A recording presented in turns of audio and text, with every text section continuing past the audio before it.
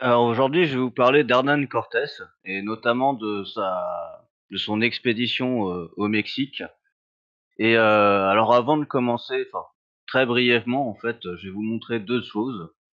Alors voici les armes d'Udi Cortés, très belles armes. Là je pense que ça va te plaire et donc en fait, Cortés il naît, dans la ville, la bourgade de Medellín en Estrémadure, dans le royaume de Castille, dont voici le château. Que je vous mets là, en sans micro, ça vous pourrez l'admirer. Et donc ce Cortés, en fait, il provient d'une famille de noblesse espagnole assez connue, d'ancienne noblesse même, de vieux, de ce qu'on appelle la noblesse vieille chrétienne. Alors, je vais m'arrêter un petit peu sur cet aspect des choses. En Espagne et au Portugal, en fait, après la Reconquista, il y a ce qu'on avait appelé les conversos, qui étaient les juifs et les musulmans convertis, et les viejos cristianos, qui étaient donc les vieux chrétiens d'avant la reconquête. Et en fait, c'était dû à une sorte de statut ou comment dire de certificat d'édit royal dans les royaumes de Castille, d'Aragon et du Portugal, qui avait été mis en place et qu'on a appelé la limpieza de sangre, la pureté du sang, puisque en fait tous les nouveaux chrétiens ne pouvait pas avoir ce certificat et donc ne pouvait pas accéder à des hautes, fonctions dans les États, souverains, de Castille, de d'Aragon et du Portugal. Et donc Cortés, ben, il est né dans ce genre de famille. Alors, faut savoir que Cortés, est le fils de Martín Cortés de Monroy, qui est un hidalgo aussi et justement donc qui est aussi un hidalgo, puisque les Monroy sont, des vieux chrétiens. C'est aussi, le fils de Catalina Pizarro Altamirano. Donc, comme vous avez pu le reconnaître dans le deuxième nom ou premier nom de famille, il y a Pizarro. En effet, Cortés et Francisco Pizarro sont cousins au deuxième degré. Donc, ils ont eu des comment dire? Des destins un peu similaires, ou en tout cas des velléités un peu similaires d'aller au Nouveau Monde, puisque l'un est allé chez les Incas et l'autre au Mexique. Faut savoir que le grand-père de Cortés, du côté de son père, était grand maître de l'ordre d'Alcantara, alors qui est un des puissants ordres de chevalerie espagnole, puisque vous aviez Calatrava, Alcantara, Santiago, vous en aviez 3 ou 4 comme ça, qui avaient été, faits, enfin, en tout cas institués, pendant la Reconquête, puisque c'était des croisades. Faut bien comprendre.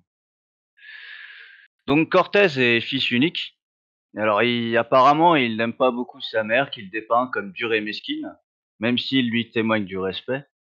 Mais il a énormément de complicité et de respect pour son père, qui est un grand d'Espagne, heu, c'est-à-dire, des nobles qui sont capables de se montrer fiers et hautains, y compris devant le roi. Et Cortés justement, c'est important puisque Cortés, va aussi partager ce trait, on va dire d'éducation. À l'âge de 14 ans donc, ses parents l'envoient à l'université de Salamanque, qui est une université, une des grandes universités de l'époque. Il y avait Paris, il y avait Bologne, il y avait, heu, il y avait Salamanque, il y a et voilà. Et donc en fait, donc à l'âge de 14 ans, il va à cette université, mais ça lui plaît pas beaucoup. C'est la vie un peu rangée d'un notaire ou d'un notable, d'un juriste au royaume de Castille, ça lui plaît pas tellement. Il a envie d'aventure. Donc en fait, quand il revient à Medellín, aux grandes dames de ses parents, il opte pour une carrière militaire. Donc en fait, quand un Espagnol, un noble espagnol, un jeune noble espagnol à cette époque-là, on est au début du XVIe siècle et prend une carrière militaire, il y a que 2 théâtres d'opération possibles pour gagner la gloire, soit les guerres d'Italie, soit le Nouveau Monde. Et au final, il débarque à Saint-Domingue, aux alentours des années 1505-1506, à Sanlúcar de Barrameda, sur un navire qui est dirigé par Alonso Quintero. Alors c'est un amiral espagnol, un grand navigateur espagnol. Et à Cuba, donc, ben, il va se mêler à on va dire, à l'élite espagnole à Cuba, puisqu'il va aller aider, en tout cas, le futur gouverneur du Cuba à prendre l'île, ou en tout cas à planter la bannière d'Espagne sur l'île. Et il lui arrive quelques mésaventures. Et donc on va arriver finalement à ce qui nous intéresse. Alors là, je vais vous mettre un portrait de Cortés, que vous voyez un peu le bonhomme. Charmant bonhomme, au demeurant. Et donc, sa fameuse conquête, en tout cas du Mexique. Alors faut savoir qu'il débarque à Veracruz. Alors Veracruz, c'est un endroit qui est au Venezuela. Enfin, même pas au Venezuela, enfin c'est pas du tout au Venezuela même d'ailleurs, c'est au Mexique, excusez-moi. Et dans un lieu en fait qui est, on va dire, un des anciens hauts lieux de la civilisation maya. Alors les Mayas qui existent toujours, mais qui sont plus que l'ombre d'eux-mêmes, puisque à cette époque-là, ils ne sont que des, on va dire, des supplétifs, ou en tout cas des tributaires des Aztèques. Alors, de ses premières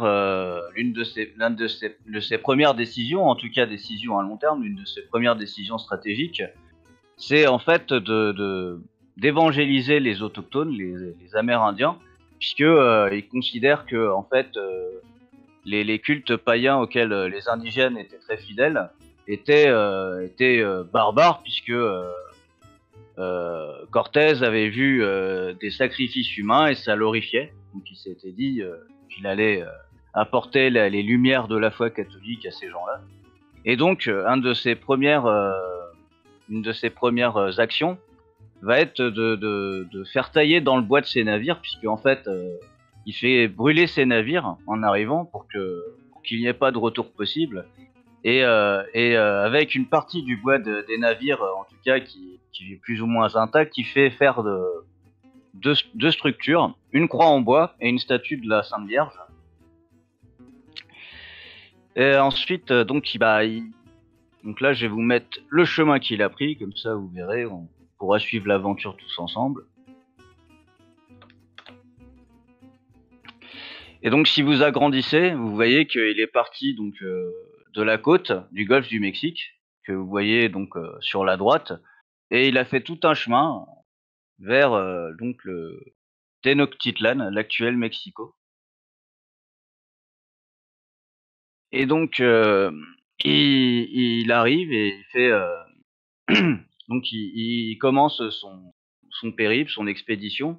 Et en fait, au fur et à mesure de son expédition, en fait, il va user de beaucoup de finesse politique et diplomatique, puisqu'il comprend très bien en fait le, comment dire, la situation. Il voit très bien que les tribus qui sont tributaires et quasiment esclaves des Aztèques, en fait, il a tout intérêt à les mettre de son côté, puisque ça va lui permettre en fait de gagner en quantité et donc d'avoir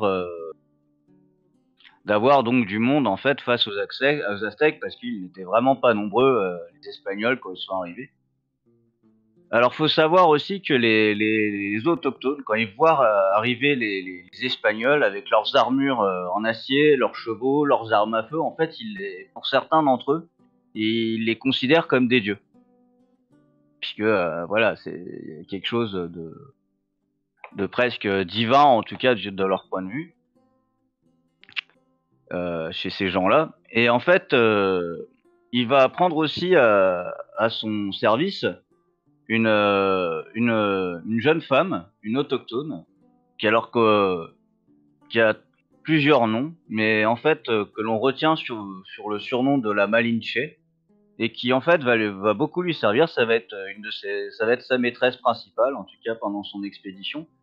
Et en fait, elle va beaucoup lui servir parce que elle parle couramment le maya, le nahuatl qui est donc la langue des Aztèques, et parce qu'elle connaît extrêmement bien les coutumes mexicas et, euh, et donc la psychologie un peu des Aztèques, comment ils fonctionnent, etc. Donc en fait, ils arrivent donc de ville en ville, ils vont de ville en ville, ils lèvent des troupes, ils prennent d'assaut et en fait donc à un moment vers le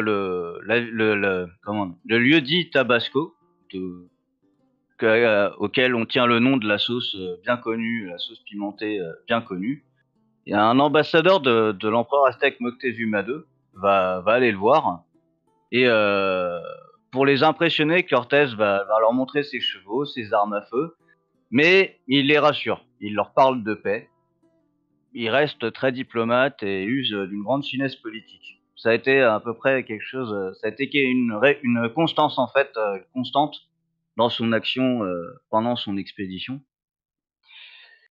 Et donc il fait des va-et-vient en fait entre la côte et au final il lui faut quand même une base de repli, une tête de pont et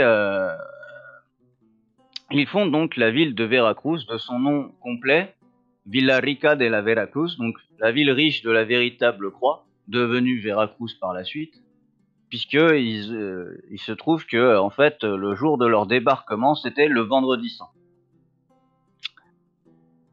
Donc Cortés est nommé en fait grand capitaine général en fait du Mexique par par l'intermédiaire du gouverneur de Cuba qui était un proche de la couronne.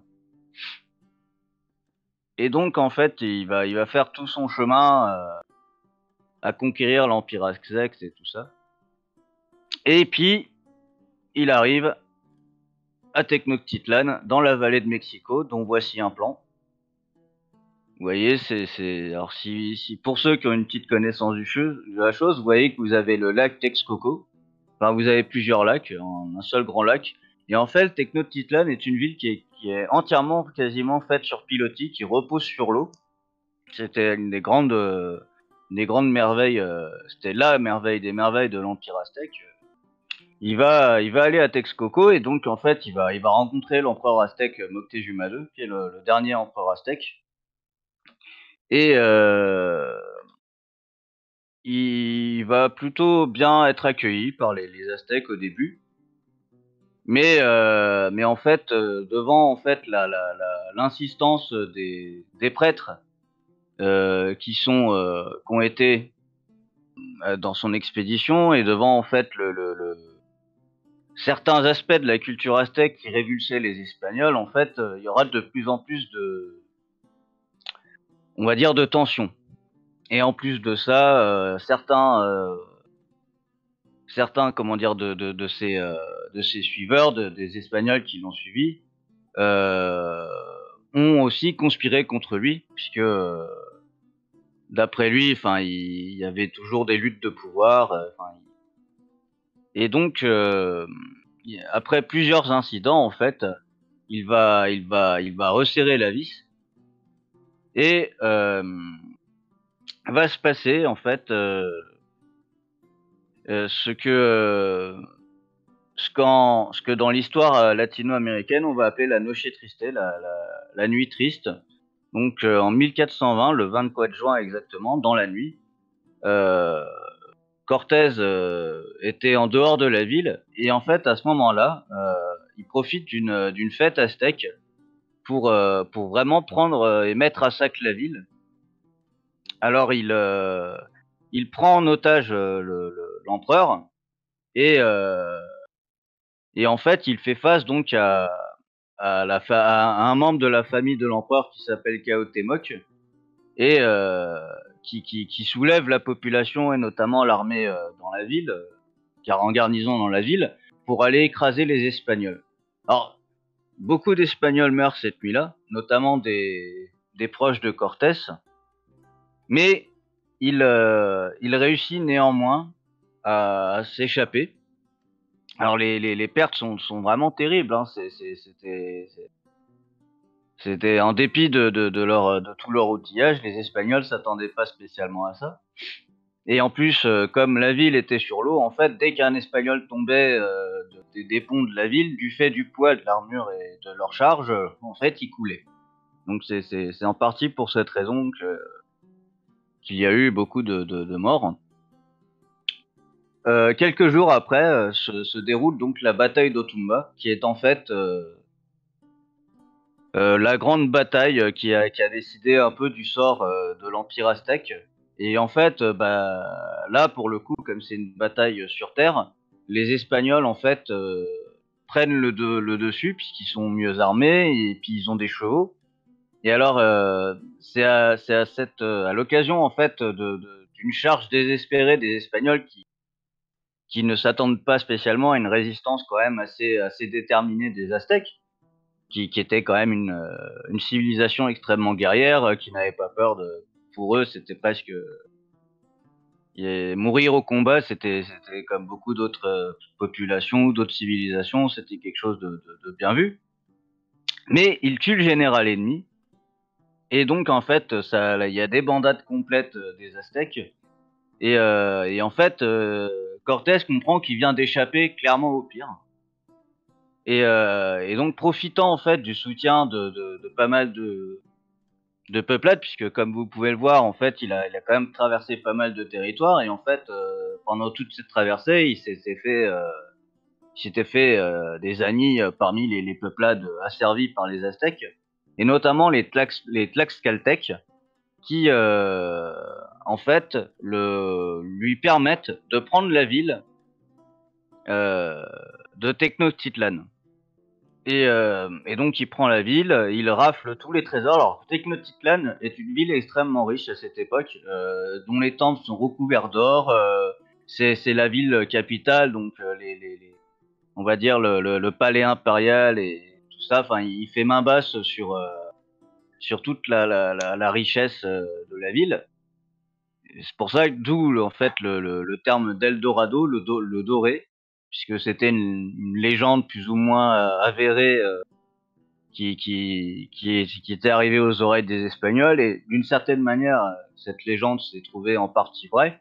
Non pas qu'ils avaient trouvé un homme couvert d'or, mais ils s'étaient fait, ils avaient bien rentabilisé leur expédition. Alors suite à la prise de Tenochtitlan, en fait, il entend parler de richesses à d'autres endroits, notamment dans le Honduras actuel, et donc il continue sa route. Euh, et il prend en fait donc comment dire, la Ciboeras, il débarque à la Ciboeras et fonde la ville du Triomphe de la Croix. Alors ça c'est récurrent chez les Espagnols, que ce soit Cortés, euh, comment ça s'appelle, Cortés, Pizarro ou d'autres, en fait, dès qu'ils arrivaient quelque part, paf, la croix. Bon, là-dessus, voilà. Et son plus grand chroniqueur, ce sera Bernal Diaz del Castillo. Et en fait, à ce sujet, il a écrit que Cortés, en fait, a été vraiment extrêmement. Enfin, à chaque fois qu'il arrivait, en fait, avec les Espagnols, il était vu en fait comme vraiment un être divin par les autochtones, puisque à chaque fois, ils étaient dans des armures en acier. Qui reflétaient le soleil, donc ils avaient ce côté un peu ils illuminaient, enfin, ils luisaient en fait de l'intérieur, comme s'ils luisaient de l'intérieur. Ils étaient sur des chevaux qui étaient que les Amérindiens n'avaient jamais vus de leur vie, puisque c'est les Espagnols qui ont en partie ramené les chevaux en Amérique. D'ailleurs, pour la petite anecdote, les chevaux de type Mustang ou les chevaux chauvages en Amérique du Nord, en fait, ce sont des chevaux domestiques qui ont échappé à leurs élevages et qui se sont adaptés au territoire d'Amérique du Nord. Et donc, après cette expédition Honduras, il revient donc à Veracruz. Et là, en fait, il va aller faire quelque chose en fait que peu de monde avait fait avant lui. Il va descendre et passer le cap de la Terre de Feu et remonter, et il va découvrir un territoire en fait dont une mer porte son nom, qui est la Basse-Californie, avec, dont voici une photo satellitaire, avec, vous voyez, entre les deux bandes de terre, la bande de mer que vous voyez là, le passage de mer qui est la mer de Cortés, en tout cas nommé d'après lui.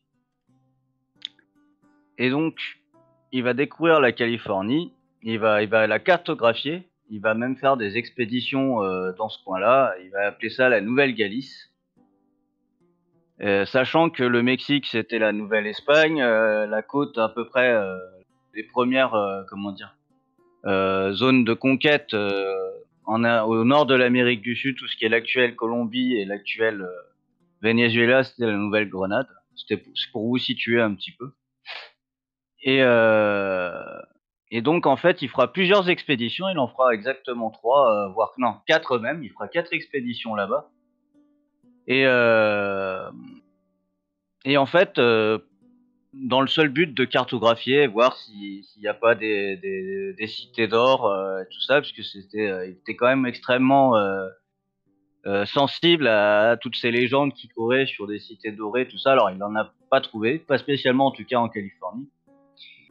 Alors c'est un personnage, Cortés, qui est quand même assez à la fois qui est assez ambigu, puisque effectivement il a ce côté conquistador et tout ça, mais ça ne l'a pas empêché en fait de pratiquer le travail forcé, l'esclavage chez les populations autochtones. Bon, vous me direz, c'était le cas de tout le monde.